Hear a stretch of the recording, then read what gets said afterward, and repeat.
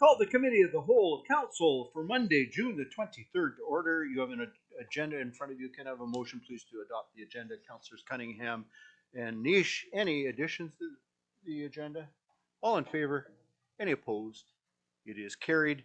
We have two items on the agenda this evening, two presentations. A presentation report from the Manager of Communications Engagement and Social Development with regards to the consideration of the 2024 annual report for adoption. Um, there we go. Manager Stewart.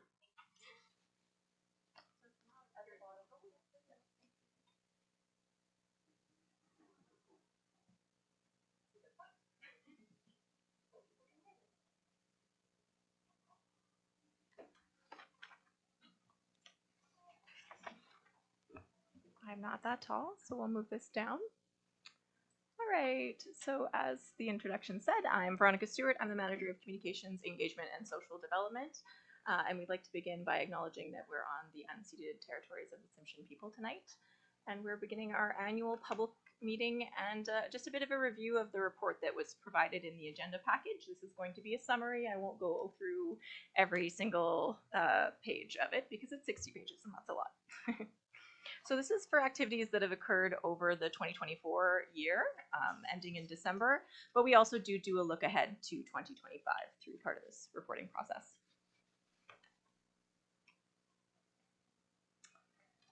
So just quickly, the agenda is to review the community vision and strategic plan goals. That's kind of the guiding force for annual reporting. Some of the strategic priorities for 2024 and 2025, awards and recognition that the city received over 2024, and some of the additional information that you can find in the report, and there is a public comment opportunity at the end. So at the outset of our official community plan, as well as our strategic plan and our annual report documents, we do review our community vision, which is that Prince Rupert, a world-class port city, is vibrant, resilient, sustainable, prosperous, active and vital, safe and beautiful, healthy and active, proud of its heritage, inclusive and equitable, proud of its community, nestled carefully in nature, and a place that people want to be.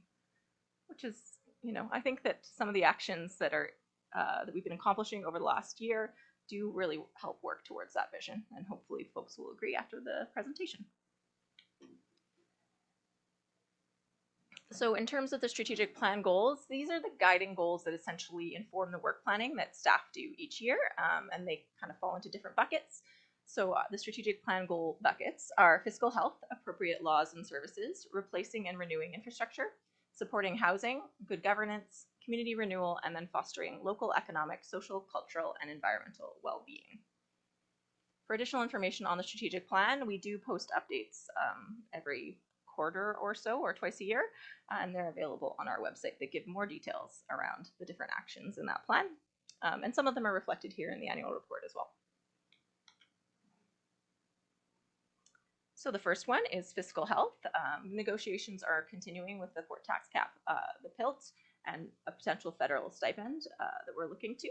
We've concluded some preliminary RBA negotiations, and we received a 5-year funding agreement in 2024, thanks to the hard work of staff, council, and also our regional partners. Watson Island and Lot 444 are continuing to see interest. There was a request for expressions of interest for energy projects in both of those areas, and so that's come forward with a couple of proposals that are, again, proceeding into 2025. There's pursuit of subsidization of the airport ferry service, which we subsidize fairly heavily, so we're always looking to solutions for that. Again, renewable energy projects is something that staff and council have been pursuing, and we're also looking for getting additional allowance to accept landfilling on Watson Island to generate more revenues to close that landfill. In terms of appropriate laws and services, we're looking at potentially transferring the landfill to the regional district, bylaw enforcement policy, continued encouragement of federal review of medical cannabis regulations, reviewing our development incentives for effectiveness, and we've also been doing a bit of a promotional campaign to encourage folks to use our existing development incentives. We've updated our solid waste bylaw. That happened in 2024. In 2025, we're looking to update our fire protection bylaw. We're developing a recreation and wellness plan that's initiated, and some of the engagement has started in 2025. And again, with our fees bylaw, that's occurring in 2025 and probably moving into 2026 as well. And then we're making some improvements to community safety programming and capacity as per the 2025 budget. So with renewing infrastructure, one thing many folks will probably notice is that we have started our big infrastructure gap project to replace failing water and sewer lines in residential neighborhoods. Residential neighborhoods started in 2025, and so Crestview has now seen substantial completion. We're looking to the capital paving budget to kind of tie that up here over the summer and fall, and then we are also on Bacon Street and nearing completion in that area. And then we'll be moving into 11th. So those are some of the key priorities that we've been tackling on that front. There's the continued relocation of public works and the operations yard. That's an ongoing project. And we're looking to have some staff move over, I believe, summer, fall of this year. The RCMP building replacement was completed in early 2025 under budget, which feels like a miracle. So I've got a shout out to our CFO for that. We're continuing to look at options for water treatment and some of the design, and looking to funding options for that as well, and advocating for additional funding. We're looking at early design work on a new fire hall. Sanitary sewer treatment, we are proceeding in the Park Avenue area for the treatment facility that will use kind of a green initiative to treat waste in that area. And then also advancing our commitment to the federal directive we have to address our wastewater treatment. In terms of community renewal, these are long lists, so I apologize for just rattling through them. If people have more questions about any of the projects, there are more broad project descriptions in the report, so I encourage you to look for that. There's planning work and design work continuing on the waterfront. There's been some streetscape planning for 2nd Avenue to kind of extend a nice streetscape out of the roundabout once that's complete. There's been some work on Mariners Park, doing renewal in that area, specifically looking to replace and renew the memorial walls in that area, and also to install a tribute to Japanese Canadians that were interned during World War II. There's been ongoing fundraising efforts and grants applied to for Odd Isaac Park. There's been some work on implementing our parking strategy, developing a placemaking plan, and also our complete communities plan was completed in 2024. There's been 3 new bus shelters where we applied for the funding, I think, and received it in 2024, but the project was actually completed in 2025, so that'll be a carry forward for that report as well. And then we did complete some intersection safety improvements at 11th and Prince Rupert Boulevard. And there's a new objective to undertake community and cultural renewal at the rec complex in 2025, kind of in line with that rec planning work that's happening.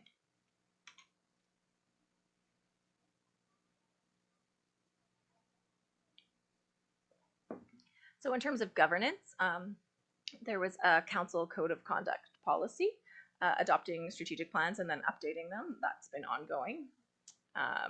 We have our EDMA, which I realize is an acronym that is not spelled out, so apologies for that, but the Emergency Disaster Mitigation Act updated some of the regulations around Indigenous engagement requirements for municipalities, and so the city is working with Port Ed and North Coast Regional District to kind of make sure that we're well aligned on those priorities, and also to develop some cultural safety training collectively. We've done a bit of a comprehensive review of 2020 city policies in 2024. There's been some more clarification on the roles and responsibility of council committees, and there was a strategy completed for healthcare advocacy, and that work has been ongoing as well.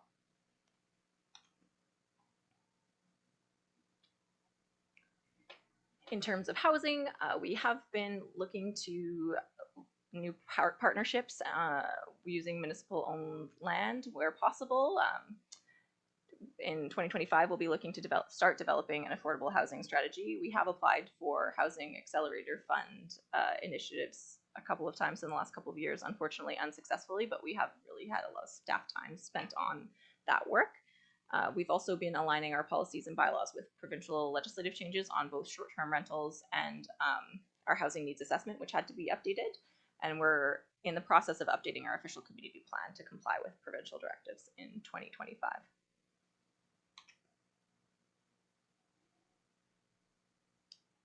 So essentially, just to kind of go over what some of these regulatory changes are, it's been quite a lot of work over the last couple of years. So essentially, the province is seeking to kind of regulate short-term rentals to make sure that housing markets aren't taken over by Airbnbs. To kind of say it in a very oversimplified way. And so basically, local governments are required to update their regulations to kind of align with that. So that's some of the work that we've been doing. And also allowing more density in different kinds of housing to make sure that there's options for everybody. In terms of fostering economic, social, cultural, and well-being, we have the ongoing activities of the Indigenous Relations Committee, which you will hear about in the presentation from me after this. We have our accessibility committee and plan. The plan was complete in 2024. There's been some rezonings complete that enable childcare to go into more locations in Prince Rupert. We completed a social development assessment as well as a diversity, equity, and inclusion administrative policy. There's ongoing work with partners in the community on a food strategy, and also some really early work on exploring what a potential low barrier work program could look like in Prince Rupert.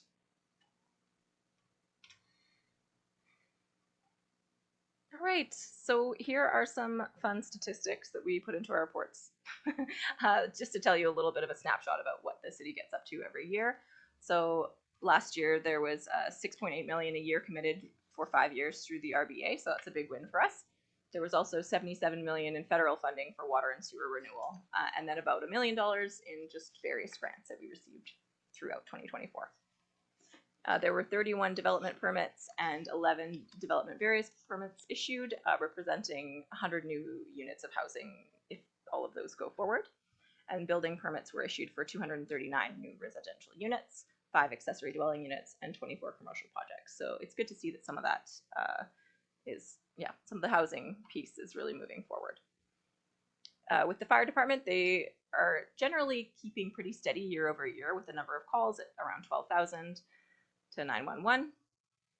They responded to 960 emergency incidents. There was $925,000 recorded in property loss, but 21 million in property saved. So that's not a bad outcome, I think, even though the loss is obviously not ideal, but saved is a good number to look at there. We also did receive a couple of awards last year. So one was the Environmental Operators Certification Program Award for Wastewater Treatment Innovation, and that's for the Park Avenue project, and also award for BC Economic Development Association for the work that's been going on Watson Island. There is more in the report, even though I did prattle off quite a lot there. There's detailed updates on key projects, so there are summaries of some of the projects that are ongoing. There's some photo highlights and also the fully adopted financial statements. Some people have asked why this happens in June when your year ends in December. A lot of it is because you have to compile the financial statements, get them adopted and audited, and then compile the report to go with it. So that's why municipalities always kind of report this time of year. That was just a public question I had, so getting on top of it. And now there is an opportunity for public comment if anybody has any comments about the report.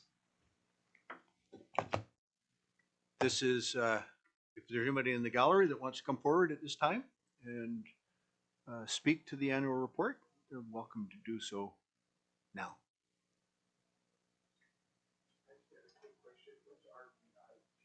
So why don't you come forward to a microphone and identify yourself? Because that's... Make me look stupid. No. Hello, Larry Hope. I live in Prince Rupert. I just didn't know what RBI was. I think you mean RBA. Oh, yeah. Is that funding source? The funding, yeah. So it is the Resource Benefit Alliance. It is made up of 21 local governments scattered across from Vanderhoof to Masset that have lobbied for the last 10 or 11 years for a share of the provincial revenues that are earned in the region. We were a couple times over those years, there was one-time grants that were given, so there was some success, but the real success happened last year when the province signed a 5-year deal with those 21 local governments for a total of $50 million each year for 5 years Prince Rupert's share of that is, I think, $6.6 million annually. So a really substantial piece. I happen to be one of the three co-chairs. The other two co-chairs are Mayor Sean Buyatash from Terrace and Mayor Gladys Attrell from Smithers. And we are continuing to lobby the provincial government in order to see that become a more permanent feature beyond 5 years, but also to see that amount increased. Welcome. Anyone else? It's your opportunity. All right, seeing none, I'll invite Manager Stewart to return to speak to us about the update on the activities of the Indigenous Relations Committee. I'm also inviting Farley to join me, seeing as Excellent. he is a member of our committee. So Mr. Stewart. good to have a little representation. Sure. 2 stewards for one today. Yeah. Only one's getting paid. Yeah, true story. Okay. Sorry. All right. I'm just going to make sure that I'm sharing the screen. 1 second. If those not here. Oops. Nope. Thank you. All right. Sorry, folks.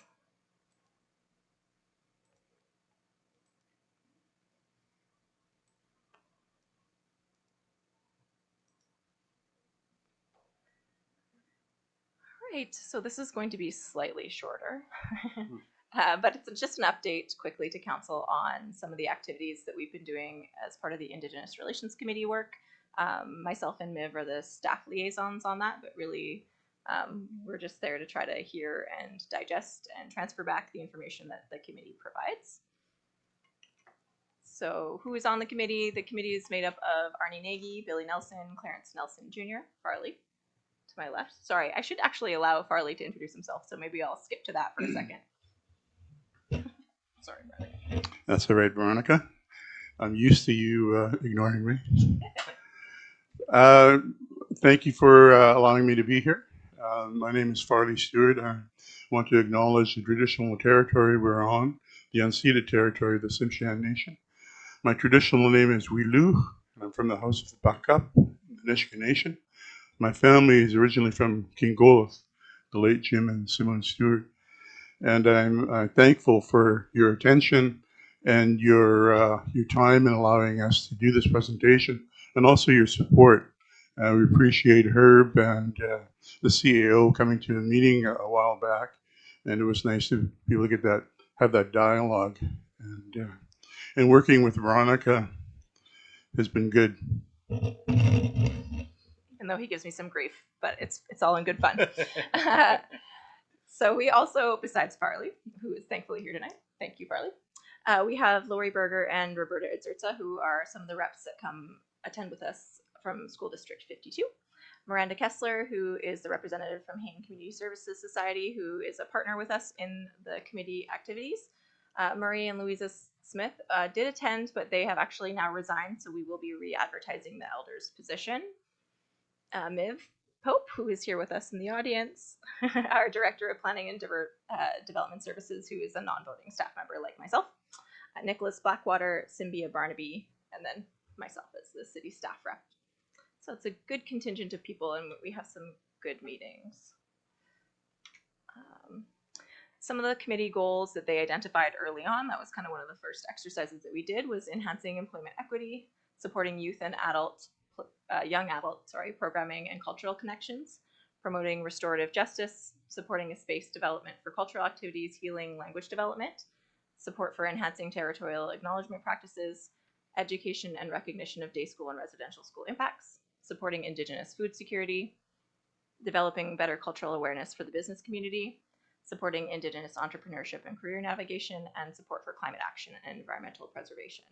So see, these are some of the goals that are probably going to underline that the action plan and the engagement that we do with the community going forward. So just checking in on what those goals are, and if the rest of the community feels the same, and that those are important things. It's a long list, but definitely a valuable one. Just in terms of what the committee's been up to, we have done some goal setting, as I mentioned, to develop that list. We had a Matriarchs Tea event where we kind of cross-referenced that list with some of the matriarchs in the community, which was really nice to connect with people.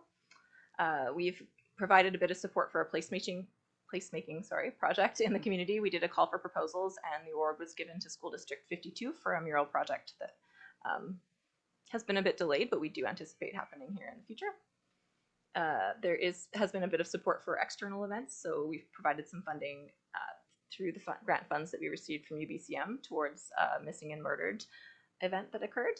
And we've had meetings with the mayor, the outgoing city manager, the recreation director, our CMP officer in charge, who is unfortunately not with the city anymore. He did come and meet with us twice though, and there was a tour of the new detachment.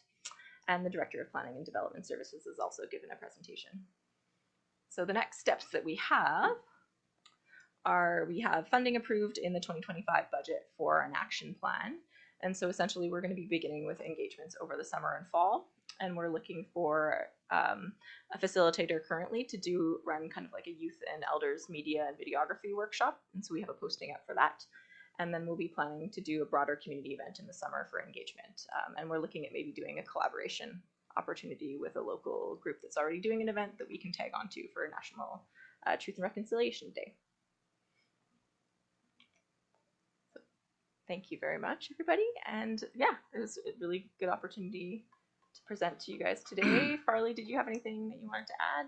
Just a couple of things. I think one of the things that brought us all together was the opportunity to look at developing a strategic plan that reflects the needs of our Indigenous population.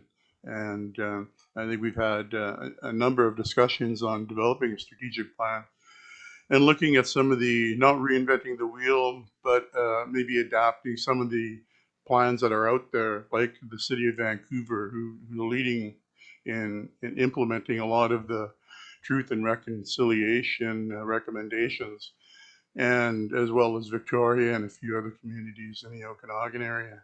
So I'm hoping that we can get that funding to develop the strategic plan and become the leaders of the North in addressing a lot of the recommendations of reconciliation. And we thank you, and we look forward to your continued support. Thank you. Members of council, any questions or comments? Councillor Randhawa. Yeah, just thank you for doing great job for our community. Thank you.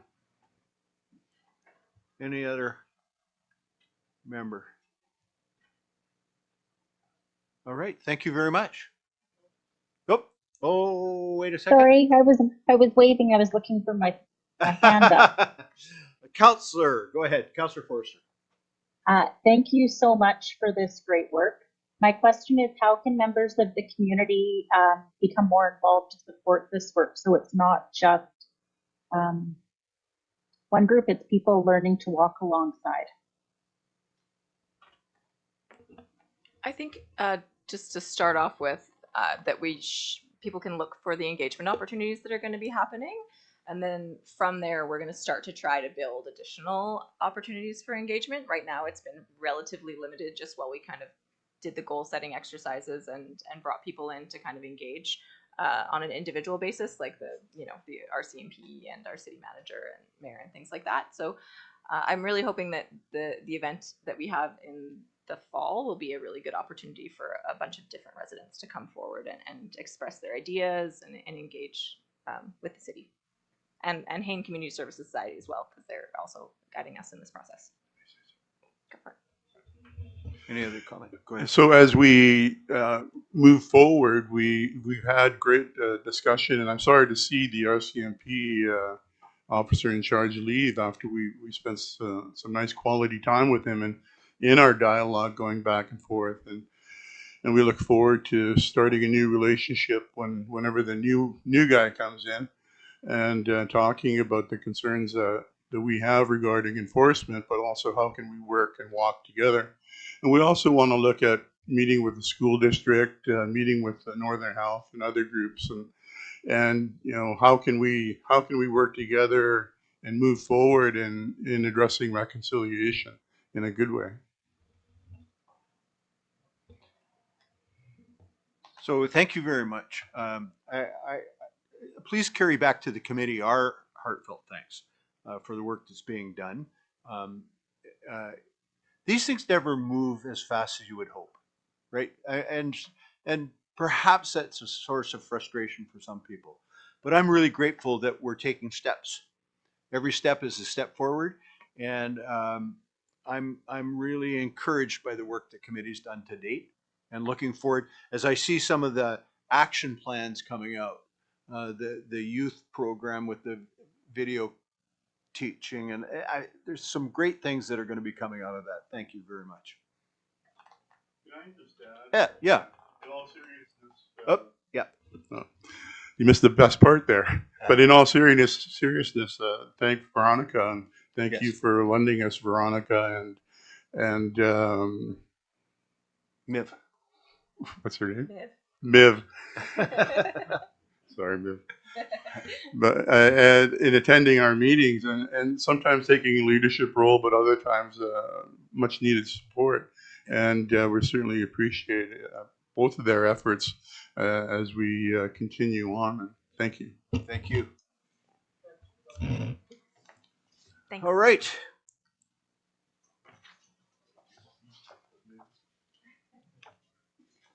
If there are no other questions, and I don't think there are, I would entertain a motion to adjourn this meeting into the regular council meeting. Councilors Cunningham and Nish. No discussion. All in favor? Any opposed? It is carried.